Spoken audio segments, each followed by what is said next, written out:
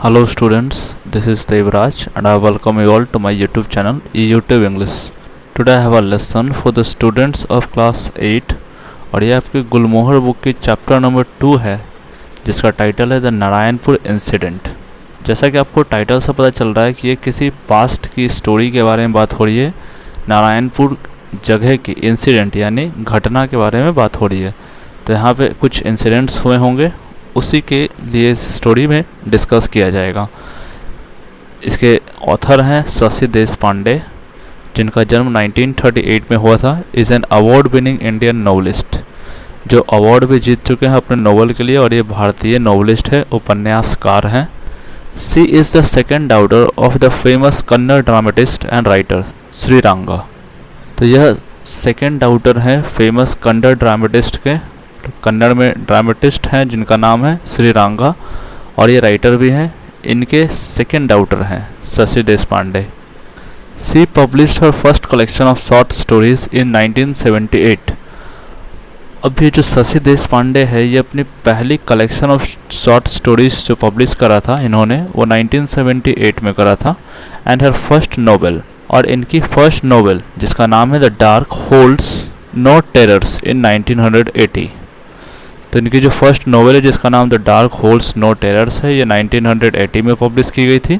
और इनकी first short stories की कलेक्शन जो थी बुक की, वो 1978 में पब्लिश की गई थी। शी वॉन द साहित्य academy award for the novel that long silence इन 1990। तो इन्होंने साहित्य अकेडमी अवार्ड भी जीत चुके हैं 1990 में अपने एक नॉवेल के लिए जिसका नाम है the long silence, and the Padmashri in 2009। और 2009 में इन्होंने पद्मश्री भी जीता है। तो ये सारे अवार्ड्स जीत चुके हैं, इसलिए यहाँ पे लिखा हुआ था अवार्ड विनिंग इंडियन नॉवेलिस्ट। इन सारे चीज़ों में इनको, इन सारे फील्ड में इन्हें इतने सारे अवार्ड्स मिल चुके हैं। साहित्य अकेडमी अवार्ड्स हो गए, पद्मश्री हो गए। Shashi Deshpande has written 4 children books, a number of short stories and 9 novels besides several perceptive essays now available in a volume entitled Writing from the Margin and Other Essays। तो ये Writing from the Margin and Other Essays एक book है, इसमें आपको इनकी लिखी हुई और सारे जितने भी नॉवेल्स हैं, एसेज हैं, वो सारे आपको मिल जाएंगे। और इन्होंने लगभग 4 बच्चों के लिए किताबें लिखी हैं और कुछ छोटी छोटी स्टोरीज बुक लिखी हैं और 9 नॉवेल्स लिखे हैं टोटल। तो यहाँ पे शशि देशपांडे जो इसके ऑथर हैं, इसके राइटर हैं, इसके बारे में कुछ डिस्क्रिप्शन दिया हुआ था। अब हम इस चैप्टर में आते हैं।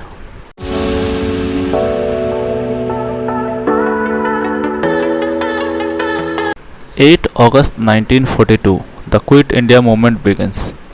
तो जैसा कि आपको पता होगा कि क्विट इंडिया मूवमेंट, भारत छोड़ो आंदोलन 8 अगस्त 1942 को स्टार्ट हुआ था। तो स्टोरी इसी समय से स्टार्ट होती है। क्विट इंडिया मूवमेंट के बारे में यहाँ पे कुछ लिखा हुआ है, आप देख सकते हो। A movement launched in India in August 1942 in response to Mahatma Gandhi's call for British to leave India. तो ये 1942 में इंडिया में अगस्त में लॉन्च हुआ था, और ये इसलिए हुआ था क्योंकि महात्मा गांधी ऐसा कह रहे थे ब्रिटिश लोगों से कि भारत छोड़ो। He ask for determined but passive resistance, there was to be no violence in any of the protest. लेकिन इसका जो रिस्पॉन्स था ये बहुत ज़्यादा पैसिव था। यहाँ पे जो ही है ये महात्मा गांधी को रेफ़र कर रहा है। महात्मा गांधी बहुत ही ज़्यादा डिटरमाइंड थे, लेकिन इनकी रेजिस्टेंस बहुत पैसिव थी। ये कोई भी वायलेंस नहीं करना चाहते थे, कोई भी तोड़फोड़, हल्ला या कुछ गलत तरीके से इस चीज़ को नहीं करना चाहते थे, इस प्रोटेस्ट को नहीं करना चाहते थे। प्रोटेस्ट का हिंदी होता है आंदोलन। Babu and Manju suddenly find themselves part of this when their schools close down and their father is put behind the bars। बाबू और मंजू नाम के 2 कैरेक्टर्स हैं यहाँ पे। तो इन दोनों को सडनली से, अचानक से ये पता चला कि ये लोग दिस प्रोटेस्ट को रेफ़र कर रहा है, क्विट इंडिया मूवमेंट प्रोटेस्ट को रेफ़र कर रहा है। तो इस प्रोटेस्ट का हिस्सा बनने लग गए हैं, इस प्रोटेस्ट का पार्ट बनने लग गए बाबू और मंजू। इन लोगों को अचानक से ऐसा पता चला तब जब इनकी स्कूल्स बंद हो गए और इनके फादर को, देयर यहाँ पे बाबू और मंजू को ही रेफ़र कर रहा है, तो इनके फादर को जेल के अंदर बंद कर दिया गया था। पुट बिहाइंड द बार्स का मतलब होता है पुट इन जेल, जेल के अंदर बंद कर दिया गया था। Their brother Mohan becomes involved in the movement. तो इनके भाई यानी बाबू और मंजू के भाई थे जिसका नाम है मोहन, तो ये इन्वॉल्व हो गए थे इस मूवमेंट में, इस क्विट इंडिया मूवमेंट में इन्वॉल्व हो गए थे। And the rest of the family moves to the small town of Narayanpur. और इनकी बाकी की जो बच्चे परिवार थे ये सब के सब मूव कर गए एक छोटे से शहर में जिसका नाम था Narayanpur. But now Mohan has turned up in Narayanpur with his friends Suman. लेकिन अब मोहन भी नारायणपुर चला गया है अपने फ्रेंड सुमन के साथ। And the quit India movement has gained momentum. Has gained momentum का मतलब है gather more supporters and become more active. तो अब ये क्विट इंडिया मूवमेंट जो है ये बहुत ज़्यादा एक्टिव हो गया है और इस वजह से मोहन अपने दोस्त सुमन के साथ वापस से नारायणपुर आ गया है। Babu decides to watch a procession that Mohan is taking part and takes Manju with him. तो बाबू ऐसा डिसाइड करता है कि मैं इस प्रोसेशन को देखने के लिए जाऊंगा क्योंकि उसमें मोहन भी हिस्सा ले रहा था और अपने साथ वह मंजू को भी ले जाना चाह रहा है। प्रोसेशन का मतलब होता है जुलूस या रैली कह सकते हो। तो जो जुलूस क्विट इंडिया मूवमेंट के लिए निकलने वाला है उसी को देखने के लिए बाबू जा रहा है मंजू के साथ। There mother does not know about their plan. तो उनकी माँ को, यहाँ पर जो देयर है ये मंजू की माँ है और बाबू की माँ है, तो इनकी माँ को पता नहीं था इनके प्लान्स के बारे में कि ये प्रोसेशन देखने जा रहे हैं। So the children leave the key to their house with their neighbour. तो इस वजह से बच्चे घर की चाबी को अपने पड़ोसी के पास छोड़ देते हैं जिसका नाम है Ramabai. Read on to find out what happens. अब आगे नीचे जो स्टोरीज दी गई है उसको पढ़ना है और फिर देखना है कि क्या होता है, स्टोरी किस तरह से जाती है। Now said Manju impatiently tell me where we are going. तो जैसा कि मैंने आपको बताया कि बाबू डिसाइड किया है कि मंजू को साथ लेकर जाएगा प्रोसेशन देखने के लिए क्योंकि उसमें मोहन हिस्सा ले रहा था। तो इस वजह से मंजू बहुत ज़्यादा इम्पेशेंट हो गई है, बहुत अधैर्य हो गई है ये जानने के लिए कि हम लोग कहाँ जा रहे हैं, और इसलिए पूछती है ये बाबू से कि हम लोग कहाँ जा रहे हैं। तो बाबू कहता है टू वॉच अ प्रोसेशन, हम लोग प्रोसेशन देखने जा रहे हैं। वॉक फास्ट, जल्दी चलो, वी में बी लेट, नहीं तो हम लोग लेट हो जाएंगे। तो फिर मंजू पूछ रही है व्हाट प्रोसेशन, कौन सा प्रोसेशन की बात कर रहे हो, हुज प्रोसेशन, किसकी प्रोसेशन की बात कर रहे हो और कहाँ पर है ये। You sound just like Ramabai said Babu. तो बाबू कहता है कि तुम रमाबाई के जैसे क्यों बात कर रही हो। Did she give you a quick lesson, क्या उसने तुम्हें सिखाया है, कुछ पढ़ाया है। Oh be quiet about Ramabai, tell me Babu what procession. तो फिर मंजू कह रही है कि प्लीज़ रमाबाई के बारे में बात मत करो, मुझे ये बताओ बाबू कि कौन सी प्रोसेशन की बात कर रहे हो। The college students are taking out a procession for their college to collector's office.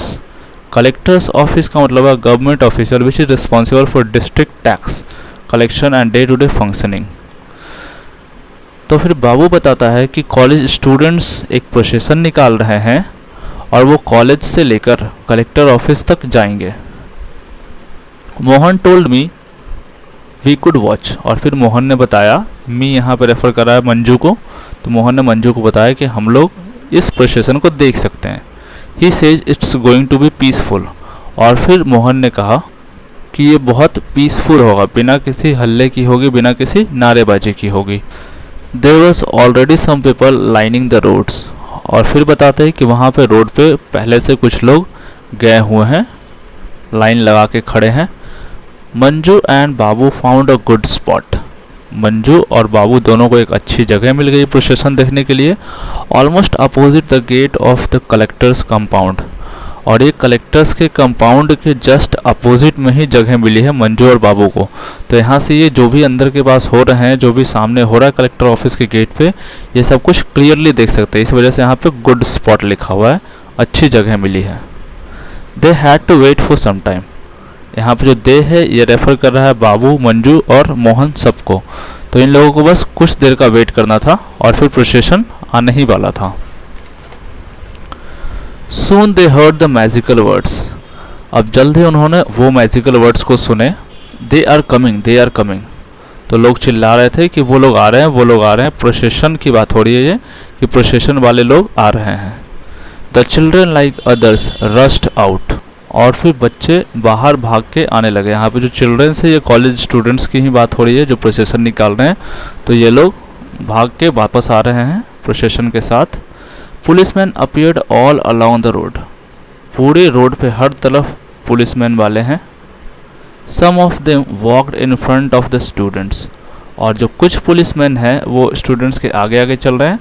Some bye there sides, कुछ लोग स्टूडेंट्स के साइड साइड में चल रहे हैं। But the students marched as if the police didn't exist, लेकिन जो students है इतने ज़्यादा करेजियस है, इतने ज़्यादा ब्रेव है, इस तरह से मार्च कर रहे हैं मानो कि वहाँ पे पुलिस वाले हैं ही नहीं। इन्हें पुलिस वाले का ज़रा भी डर नहीं है, बहुत ज़्यादा कॉन्फिडेंट है, बहुत ही ज़्यादा डिटरमाइंड है अपने प्रोसेशन को लेकर के। दे वॉकड इन कंप्लीट साइलेंस, अब यहाँ पे जो दे है उन कॉलेज स्टूडेंट्स को ही रेफ़र कर रहा है जो प्रोसेशन में हैं। तो ये लोग सब के सब पूरी तरह से शांति बना के चल रहे थे। देयर वॉज नो स्लोगन्स, वहाँ पे कोई स्लोगन्स नहीं हो रहे थे, कोई नारेबाजी नहीं हो रहे थे। नो साउट्स, ना कोई चिल्लम चिल्ली कर रहा था। Just the shuffle of feet and a low murmur from the watching crowds. सफल ऑफ फीट का मतलब था पैरों की आवाज़, कदमों की आवाज़। तो जो लोग चल रहे थे बस उसी की आवाज़ आ रही थी, उनके कदमों की आवाज़ आ रही थी। और कुछ लोग जो भीड़ में थे, जो उस प्रोसेशन को देख रहे थे, उनकी मरमरिंग की आवाज़, उनके भुनभुनाने की आवाज़, उनके फुसफुसाने की आवाज़ आ रही थी। तो सिर्फ इतना ही आवाज़ आ रही थी, इतने शांति से ये प्रोटेस्ट चल रहा था, बिना किसी नारेबाजी के, बिना किसी साउंड के, कुछ भी आवाज़ नहीं था। Babu and Manju looked eagerly for Mohan, Babu और मंजू बहुत ही ईगर होकर मोहन को देख रहे थे। यस देयर ही वॉज, और हाँ अब इन दोनों ने मोहन को ढूंढ लिया है। यहाँ पर जो ही है ये मोहन को ही रेफर कर रहा है। ड्रेस्ड इन वाइट पैजामास, तो जो मोहन है वो वाइट कलर का पैजामा पहने हुए है and a cream coloured kurta, और एक क्रीम कलर का कुर्ता पहने हुए विद अनदर बॉय, और एक दूसरे लड़के के साथ है। Both holding aloft a picture of Mahatma, और बोथ है, अब जो बोथ है ये मोहन और उस लड़के को रेफर कर रहा है जिसके साथ मोहन है। तो इन दोनों ने एक पिक्चर लिए हुए हैं महात्मा गांधी का, और जिसको होल्ड करके अलोफ्ट किए हुआ। अलोफ्ट का मतलब इस तरह से हाथ ऊपर करके रखे रहना, इसको बोलते हैं holding aloft. Their arms must have ached holding it up, तो उनकी जो बाहें होंगी, मतलब ये जिसने भी तस्वीर उठा रखी है, मोहन है, उसके साथ का जो लड़का है और जो कुछ भी है वहाँ पे जितने भी लोग हैं, वो सारे लोगों ने इस तरह से फ़ोटो लेके हाथ ऊपर करके रखे हैं, तो उनके हाथ में पेन ज़रूर हो रहे होंगे। But that way for so long, अब क्योंकि ये बहुत देर से इस तरह से हाथ खड़े करके रखे हुए हैं ऊपर साइड से, तो इनके हाथ में एक हो रही होगी, पेन हो रही होगी। बट फेसेस वर एक्सप्रेशनलेस, लेकिन कोई भी फेस पे दर्द तकलीफ नहीं दिख रहा था, वो बिल्कुल एक्सप्रेशनलेस था, ऐसा उनके चेहरे पे कुछ भी नहीं दिख रहा था। तो इससे आप ये देख सकते हो कि ये अपने काम के लिए कितने ज़्यादा डिटरमाइंड है कि इतने देर तक इस तरह से होल्ड करके रखे हैं महात्मा गांधी की तस्वीर, और उसके बाद भी इनके फेस पे ज़रा भी कोई अनयूजुअल चीज़ नहीं दिख रहा है। पैरा 10 में है, now the leaders of the procession has reached the barred gates. Barred gates का मतलब होता है लोहे की बनी हुई ग्रिल, उसको कहते हैं बार्ड गेट्स। तो अब जो लीडर है, इस प्रोसेशन का जो लीडर है, वो पहुंचता है बार्ड गेट्स के पास। A police officer, he was the DSP, तो वहाँ पे एक पुलिस ऑफिसर है जिसकी रैंक है डीएसपी की। डीएसपी का मतलब होता है डिप्टी सुपरिटेंडेंट ऑफ पुलिस, ये एक पुलिस में रैंक है। Mohan told them later came up to them, अब मोहन बाद में उस डीएसपी के साथ जाता है। There was some conversation between him, कुछ कन्वर्सेशन होती है, कुछ बातचीत होती है उन दोनों के बीच में। And the students seem to be arguing, और ऐसा लग रहा था कि स्टूडेंट्स जो है वो आर्ग्यू कर रहे हैं, बहस कर रहे हैं। Then one of them handed him a piece of paper, और फिर उसके बाद उन स्टूडेंट्स में से एक स्टूडेंट ने डीएसपी को एक पीस ऑफ पेपर दिया। He took it without glancing at it and nodded, यहाँ पर जो ही है ये उस डीएसपी को ही रेफर कर रहा है। तो उस डीएसपी ने पेपर को बिना देखे रख लिया और नॉड किया। नॉड का मतलब हाँ या ना में सर हिलाने को कहते हैं, तो बिना देखे रख के और सर को हिला दिया। 11 पैरा में कह रहा है the students turned their back to him, अब जो स्टूडेंट्स है वो वापस से मुड़ गए। And one of them shouted Mahatma Gandhi की जय, और पीछे पलट के उनमें से एक स्टूडेंट चिल्लाता है महात्मा गांधी की जय। तो बाकी के सारे स्टूडेंट्स जो हैं वो भी ज़ोर ज़ोर से चिल्लाते हैं और वो भी बोलते हैं जय। And then they briskly marched back to the way they had come. और फिर उसके बाद वह उसी तरह से उसी रास्ते पे वापस चले गए जहाँ से वो लोग आए थे। Is that all? Asked Manju disappointed. तो मंजू बहुत ज़्यादा डिसअपॉइंटेड हो गई है ये चीज़ देखिए, और फिर पूछती है कि क्या सिर्फ इतना ही था? तो ये मंजू ये जो पूछ रही है ये बाबू से पूछ रही है। What else did you want? A dance, a drama? Babu asked scornfully in the way that shows that he thought what she has said silly. तो इस तरह का जब बेवकूफ़ जैसा सवाल करी है मंजू ने बाबू से, तो बाबू थोड़ा गुस्सा होकर कहता है कि और क्या चाहिए तुम्हें? कोई डांस चाहिए, कोई ड्रामा चाहिए? But he understood her feeling and asked Mohan the same question when he returned home. लेकिन बाबू ने उसकी फीलिंग को समझ गया था। यहाँ पे जो ही है ये बाबू को रेफ़र कर रहा है और ये जो हर है ये मंजू को रेफ़र कर रहा है। तो बाबू ने मंजू की फीलिंग समझ गया था और इस वजह से यही सेम क्वेश्चन जब वह घर वापस आया तो मोहन से भी पूछा, why did you go back so quietly? और फिर उससे पूछता है कि तुम लोगों ने वापस से क्यों चले आए इतने शांति से? Were you scared of what the police would do? क्या तुम डर गए थे कि पुलिस क्या करेंगी? Mohan seemed immensely pleased with himself, scared. अब मोहन इस बात को सुन के कुछ ज़्यादा ही खुश हो जाता है और फिर खुश होकर कहता है, डर, we had planned it this way. हम लोगों की प्लान ही इस तरीके का था। We knew that expected us to protest and be violent. We knew they expected us to protest and be violent. तो फिर मोहन कहता है बाबू से कि हम लोग जानते थे कि उन लोग, दे का मतलब ये पुलिस ऑफिसर को ही रेफ़र कर रहा है, उन सारे पुलिस ऑफिसर को जो उस प्रोटेस्ट में शामिल थे। तो मोहन कह रहा है कि हम लोग को पता था कि वो लोग यही एक्सपेक्ट कर रहे थे कि हम लोग प्रोटेस्ट में वायलेंट हो जाएंगे, गुस्से से नारे लगाएंगे, तोड़ ताड़ करेंगे किसी भी चीज़ों को। Oh yes, they wanted us to do that so that they could beat us up. और फिर कहता है कि हाँ, वो लोग यही चाहते थे कि हम लोग ऐसा ही करें ताकि वो हम लोग को मार सके, haul us away to jail, और हम लोग को जेल में बंद कर सके। But we are not prepare to go to jail, लेकिन हम लोग जेल जाने के लिए तैयार नहीं थे। तो ये कन्वर्सेशन है मोहन और बाबू के बीच का। 16 पैरा में कह रहा है, what was the point then? Babu asked while Manju listened honestly. Honestly का मतलब होता है बहुत अटेंटिवली, बहुत ही ध्यान से। तो फिर बाबू पूछता है कि तो फिर इसका मतलब क्या था? ये जो रैली निकाले, ये जो प्रोसेसन निकाले, इसका क्या मतलब था? और जब ऐसा बाबू पूछ रहा है तो मंजू भी बहुत ही इंटरेस्ट लेके बहुत ही ध्यान से सुन रही है उसकी बातों को। It's like a declaration of war. तो फिर यहाँ पे मोहन कहता है कि यह एक वॉर की डिक्लेरेशन थी, घोषणा थी। We told them now this is war and for us they are the enemy. हम लोगों ने उनसे कहा, यहाँ पे जो देम है ये पुलिस वाले को ही रेफ़र कर रहे हैं, तो हम लोगों ने पुलिस वाले से कहा कि ये वॉर है हम लोग के लिए, लेकिन तुम्हारे लिए ये एनिमी है, दुश्मन है।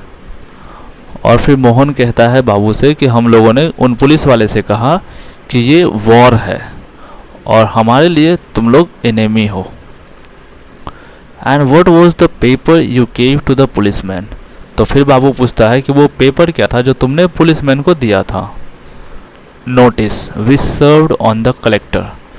तो फिर मोहन कहता है कि वह एक नोटिस था जो हम लोगों ने कलेक्टर को दिया है as a representative of high majesty government, क्योंकि वो एक गवर्नमेंट का रिप्रेजेंटेटिव है और उसकी पोस्ट बहुत ज़्यादा हाई है, मतलब बड़े पोस्ट का अधिकारी है। Asking them to quit India और फेस द कॉन्सिक्वेंसेस। और फिर उस लेटर में हमने लिखा था कि या तो भारत को छोड़ो या तो उसकी जो कॉन्सिक्वेंसेस होगी, जो उसका रिजल्ट होगा, उसको फेस करने के लिए तैयार हो जाओ। Suman and another boy turned up after they had finished their dinner that night. Suman और जो दूसरा लड़का था वो लोग अपने उस रात की डिनर करने के बाद सोने के लिए चले गए। The boy staggered in with large newspaper covered parcel in his hand. Staggered का मतलब होता है walk as if he might fall because the heavy object he was carrying. लड़खड़ा के चलना, और इस वजह से क्योंकि वो बहुत भारी कोई ऑब्जेक्ट लिए हुए हैं। तो जो लड़के आए बाद में, इनके सो जाने के बाद में, वह बहुत ही ज़्यादा स्टैगर कर रहा था, बहुत लड़खड़ा के चल रहा था, क्योंकि उनके हाथ में न्यूज़पेपर से ढका हुआ एक बड़ा सा पार्सल था। Here let me help you said Mohan. तो ऐसा देख के मोहन कहता है कि आओ मैं तुम्हारी मदद कर देता हूँ। माई रूम ओके अम्मा। तो फिर अम्मा से कहता है कि चलते हैं मेरे रूम में। तो अम्मा कहती है no I think the puja room is better. तो फिर अम्मा कह रही है कि नहीं, पूजा रूम ज़्यादा सही होगा। A light there will look more normal. और फिर कहती है कि वहाँ पे रोशनी बहुत अच्छी आती है, वो नॉर्मल रहेगा। तो इसलिए अम्मा ऐसा एडवाइस दे रही है मोहन को कि पूजा रूम में चलते हैं, वो जो पार्सल लेकर आया उस पार्सल के साथ में। राइट एज यूजुअल अम्मा द पूजा रूम देन। तो फिर मोहन कहता है कि हाँ आप सही कह रहे हो अम्मा, चलते हैं पूजा रूम में ही। The boy went away after a whispered conversation with Suman. तो वो जो लड़के थे जो डिनर के बाद सो चुके थे और सुमन भी सो चुकी थी, तो उस लड़के के बीच में और सुमन के बीच में कुछ विस्पर्ड हुई, कुछ फुसफुसा के कन्वर्सेशन करा है, इन्होंने कुछ बात करा है और उसके बाद लड़का वहाँ से उठ गया है। Then Suman Amma and Mohan went into the small puja room. और फिर उसके बाद वहाँ के सारे बच्चे उठ गए हैं, सुमन है, अम्मा है और मोहन, ये सब के सब उठ गए हैं और उस छोटे से पूजा रूम में गए हैं जहाँ पे एक पार्सल लेकर आया है। Babu and Manju stared curiously over their shoulder at the mysterious parcel which turned out to be a cyclostyling machine. Cyclostyling machine का मतलब होता है प्रिंटिंग मशीन, जिसको आप जेरोक्स मशीन भी कह सकते हो। तो अब ये सारे जो बच्चे हैं, बाबू है, मंजू है, ये लोग सब बहुत ज़्यादा क्यूरियस हैं कि वो क्या है, क्या पार्सल के अंदर है, इसको देखने के लिए। इस वजह से ये शोल्डर से झांक झांक के लोगों के ऊपर से अपने शोल्डर उठा उठा के उस मिस्टीरियस पार्सल को देख रहे थे, जो कि एक साइक्लो स्टाइलिंग मशीन है, यानी जेरोक्स मशीन है। बाबू सेड मोहन। तो मोहन कहता है Babu as they settle down to work. और उसके बाद फिर सब लोग अपने अपने काम में लग जाते हैं। Sit out in the front of room and keep a watch. तो मोहन बाबू से कहता है कि जाओ तुम बाहर के रूम में, सामने के रूम में बैठो और वहाँ पे ध्यान रखना, वहाँ नज़र रखना।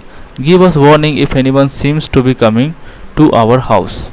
और फिर कहता है मोहन बाबू से कि हमें वार्न कर देना अगर कोई भी हमारे घर की तरफ आएगा तो। Manju go to bed. और फिर मंजू को कहता है कि तुम जाके सो जाओ। और else he went on noticing her crestfallen face. You sit here in the hall and pass on Babu warning to us. तो जब ऐसा कहता है मोहन, जब ऐसा कहता है कि मंजू जाकर तुम बेड पे सो जाओ, तो ऐसा सुन के मंजू बहुत ही ज़्यादा उदास हो जाती है, उसके चेहरे बहुत ही ज़्यादा डल हो जाती है। तो इस चीज़ को देखकर मोहन फिर से कहता है कि अच्छा ठीक है, तुम हॉल में जाकर बैठ जाओ और बाबू जो भी मैसेज पास करता है उस वार्निंग को हमारे तक पहुंचा देना, उस मैसेज को हमारे तक पहुंचा देना। तो इस पैरा में हम लोगों ने देखा कि मोहन बाबू को भेजा है मेन रूम में, जो सबसे सामने का रूम है, फ्रंट रूम में भेजा है, और वहाँ से जो कोई भी आएगा उस मैसेज को पास करना है अब मंजू के पास, और मंजू उसी मैसेज को पास करेगी मोहन के पास। 26 पैरा में कह रहा है Amma, Suman and Mohan got to work at once. अब अम्मा, सुमन और मोहन सबके सब अपने काम पे लग गए। Manju peered at them from the hall. Manju झांक झांक के देख रही थी हॉल से अम्मा और सुमन को। In a little while she began to feel drowsy and had to struggle not to doze off. कुछ ही देर के बाद ये बहुत ज़्यादा फील करने लगी, स्लीपी फील करने लगी, बहुत ज़्यादा इसे नींद आने लगी, लेकिन ये बहुत कोशिश कर रही थी कि इसे नींद ना आए। Babu sat outside alert and attentive. Babu बाहर की तरफ बैठा हुआ है, बहुत ज़्यादा अलर्ट है और बहुत ज़्यादा अटेंटिव है। ये बाहर की चीज़ों को देख रहा है कि कौन आ रहा है, कौन जा रहा है। तो यह अपना काम बहुत ही ध्यान से कर रहा है, बहुत ही अटेंटिवली कर रहा है। He felt a thickening in his throat, it was beginning. Felt thickening in his throat का मतलब हुआ ये बहुत ही ज़्यादा एक्साइटेड है और बहुत ही ज़्यादा इमोशनल हो गया है, और इस वजह से इसकी जो थ्रोट है वो सूख रहा है। तो ये एक्साइटेड और इमोशनल इसलिए है क्योंकि इसे ऐसा लग रहा है कि ये भी क्विट इंडिया मूवमेंट का हिस्सा बना है, इस प्रोटेस्ट का हिस्सा बन रहा है, क्योंकि ये भी हेल्प कर रहा है इन लोगों को इस काम में।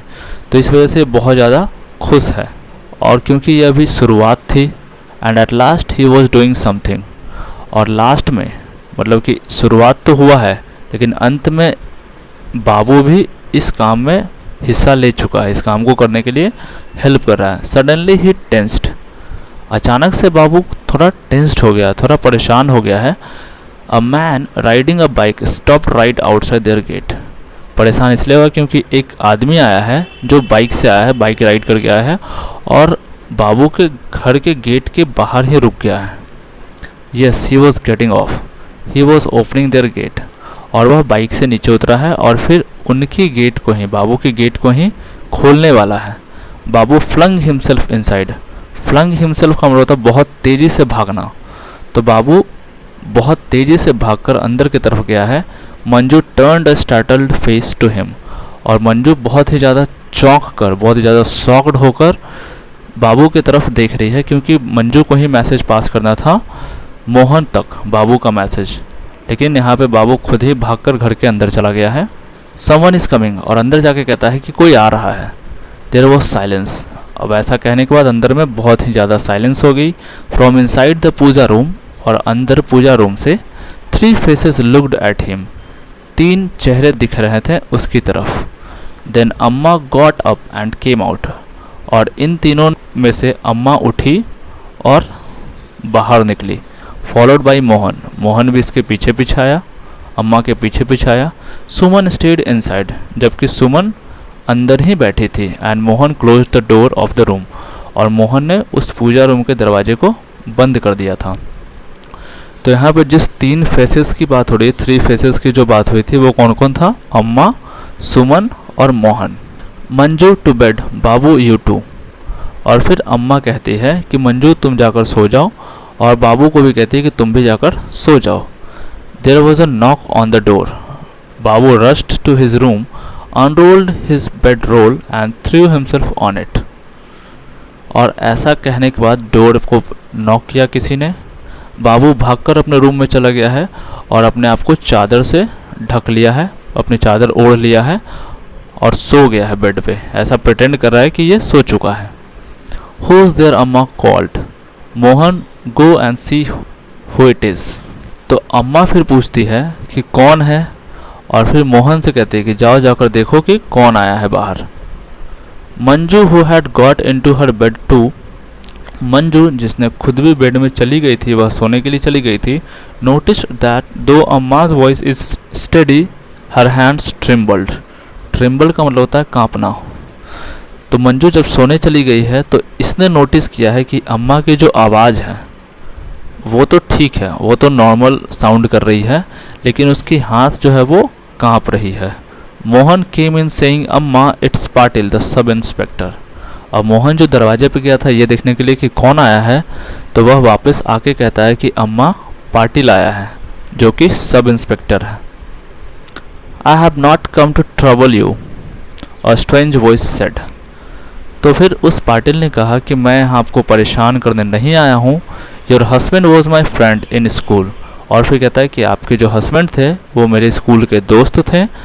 आई एम अ फ्रेंड, और इसलिए मैं एक दोस्त हूँ। अम्मा got up quickly and went out, अम्मा उठती है और तुरंत बाहर जाती है। Manju weighted a moment and followed हर, मंजू थोड़ी देर के लिए वेट करती है और फिर अम्मा को फॉलो करके वो भी बाहर जाती है। There was Babu coming out of his room making a show of having woken up out deep sleep, अब सिर्फ एक बाबू बचा है जो अपने कमरे में सो रहा था, तो बाबू भी अपने रूम से बाहर आता है और ऐसा प्रिटेंड करता है कि ये बहुत ही गहरी नींद से जागकर अभी आया हो, तो इस तरह से अंगड़ाई लेके ये आ रहा होगा। The man was saying to Amma yes we were in school together, oh he was, तो यहाँ पर जो द मैन है ये रेफर कर रहा है पाटिल को, उस सब इंस्पेक्टर को। तो ये सब इंस्पेक्टर अम्मा से कह रहा था कि हाँ हम लोग स्कूल में एक साथ पढ़ते थे, हम लोग स्कूल में फ्रेंड्स थे, और फिर कहता है कि हाँ वो थे। प्लीज़ पाटिल साहब said Amma rather impatiently, tell me why you are here, तो फिर अम्मा बहुत ही ज़्यादा इम्पेशेंट हो गई है और ये पूछती है कि पाटिल प्लीज़ तुम मुझे ये बताओ कि तुम यहाँ क्यों आए हो। It's like this, there is going to be search of your house, तो फिर पाटिल कहता है कि ऐसा है कि आपके घर की तलाशी लेने वाली है। व्हेन, तो अम्मा पूछती है कि मेरे घर की तलाशी कब होने वाली है। मोस्ट प्रोबेबली टुनाइट, तो फिर पाटिल कहता है कि शायद आज रात ही आपके घर की तलाशी होगी। I heard the sahibs talking, मैंने साहिब से बात करते हुए सुना था। They were speaking of cyclostyling machine. अब यहाँ पर जो दे है ये उन साहिब के बारे में ही बात हो रही है जिसकी इन्फॉर्मेशन लेकर पाटिल आया है अम्मा के घर पे। तो फिर ये पाटिल कह रहा है कि उन लोगों को मैंने बात करते हुए सुना है कि साइक्लोस्टाइलिंग मशीन के बारे में, जेरोक्स मशीन के बारे में। It seems you people are making copies of Mahatma Gandhi speech. और ऐसा लग रहा है कि आप लोग सब के सब महात्मा गांधी के स्पीच को कॉपी कर रहे हैं, उसकी जेरोक्स निकाल रहे हैं। They say you have people hiding here as well. और उन लोगों का ऐसा कहना है कि आप लोग सब के सब यहाँ पे छुपा रहे हो साइक्लोस्टाइलिंग मशीन को, उस जेरोक्स मशीन को जिससे आप महात्मा गांधी की स्पीच की कॉपी निकालोगे। हाँ, मोहन स्कॉफ्ड। स्कॉफ्ड का मतलब होता है लाफ्ड एट समवन, किसी के ऊपर हंसना।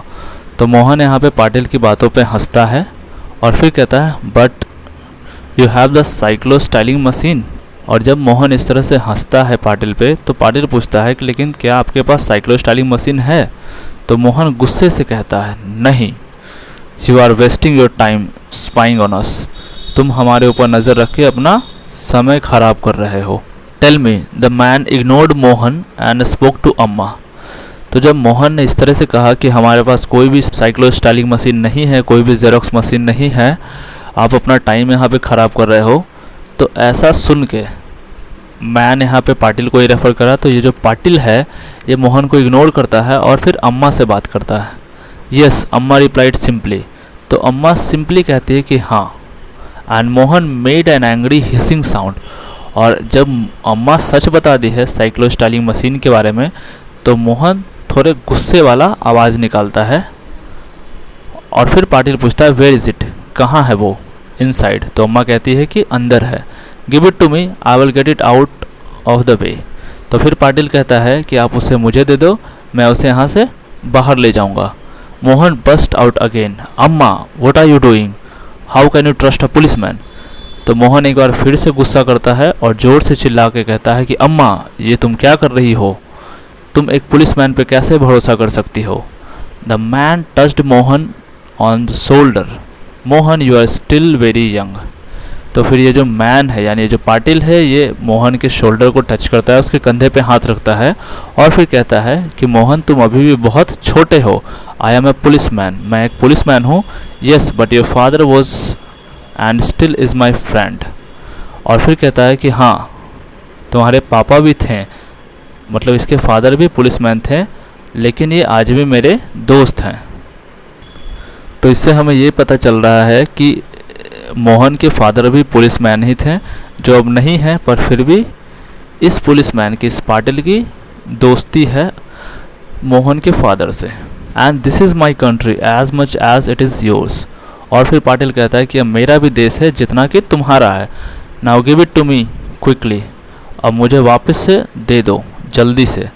यहाँ पर जो इट है ये उसी साइक्लोस्टाइलिंग मशीन को ही रेफ़र कर रहा है। Amma open the door of the puja room and said Suman. अब अम्मा जो है पूजा रूम के दरवाजे को खोलती है और कहती है सुमन। सुमन एमर्ज लुकिंग एंग्सियसली एट देम। सुमन वहाँ से बाहर आती है, बहुत ही एंग्सियस होकर देख रही है उन लोगों को, बाहर के लोगों को। अम्मा smiled at her and said. अम्मा हल्की सी स्माइल देती है सुमन को और कहती है you have to get away, take away all materials Mohan will you. और फिर अम्मा कहती है कि तुम्हें यहाँ से जाना होगा। टेक अवे ऑल मटेरियल्स, सारे मटेरियल्स को बाहर निकाल दो। मोहन विल यू, मोहन क्या तुम बाहर निकालोगे, ऐसा अम्मा कह रही है।